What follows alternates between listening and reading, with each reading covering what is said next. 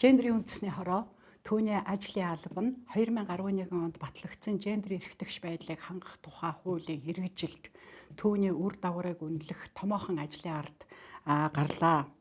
За энэ хууль эрх зүйн зохицуулалт хуулийн үнэлгээ нь бол маш их хэцүү ажил байдаг. Дэлхийд бол ерөнхийдөө бол төсөл хөтөлбөрийн үнэлгээний адил биш хуулийн үнэлгээний арга зүй аргачлал нь бол хараахан бүрэн тогтоогүй байгаа. Нилээд нарийн төвхтэй зүйл гэж түүнийг үздэг.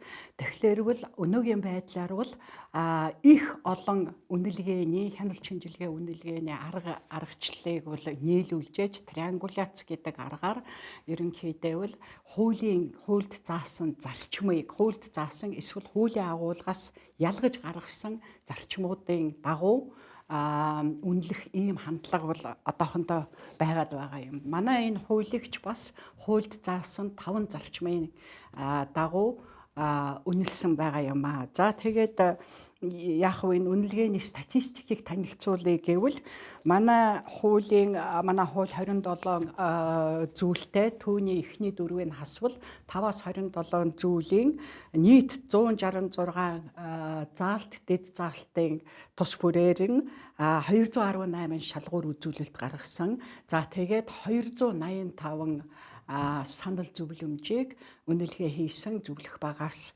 бидэнд бол толилуулаад байна. За манай гендерийн хууль богиноор нэрээр нь хэлвэл гендерийн хууль нэг сайн хууль байгаа юм аа. Улсынхаа 4 үндсэн хууль олон улсын хүний эрхийн гэрээ конвенцуудын үзэл санаа, за дэлхийд бий болсон тэргуун туршлага хэм хэмжээнүүдийг бүрэн тусгасан Монголдо хүмүүнлэг, эргэнлэг, ардчилсан нийгэм байгуулах эрхэм зорилгот чиглэсэн маш чухал эрх зүйн баримт бичиг байгаа юм. Хуулийн 5 зарчмыг заасан байгаа. За энэ 5 зарчим нь төрийн үүрэг хариуцлагыг хамгийн болох өндөр хэмжээнд тавьсан юм. За нэгдүгээрт бол гендерийн эрхтгш эрхийн зарчим нь эрэгтэй эмэгтэй бүх иргэд нийгмийн амьдралын бүхий салбар хүрээнд оролцох, хөгжлийн өршим, за нийгмийн баялаг нөөц баялагаас бол адил тэгш шударгаар хүртэх эрх боломжийг нэгэн адил эрх тэгшээр хангана гэсэн амлалт байгаа юм, төрийн амлалт. 2 дугаар зарчим нь бол ялгарлан гадуурхахгүй байх зарчим нь төрөөс явуулах бодлого, үйл ажиллагаа, гендерийн агуулгыг тусгайлан заагаагүй заалт зохицуулалт бүр нь амьдралд хэрэгжихдээ нэг хүүсийг нөгөө хүүсээс илүү хохироохгүй, нэг хүүсийг нөгөө хүүсээс бол дорой байдалд оруулахгүй гэсэн амлалт байгаа юм. За 3-т нь бол төрийн хариуцлагын зарчим нь бол гендерийн бодлого хэрэгжихт шаардлагатай хууль тогтоомж, за тэгээд төлөвлөлт, төсөвлөлт, хяналтын удирдлага зохион байгуулалтын тогтолцоог байгуулж бий болгож ажилуулнаа, үр дүнгийн хариуцнаа гэсэн амлалт байгаа юм. За 4-т бол гендерийн мэдрэмжтэй бодлогын зарчим нь бол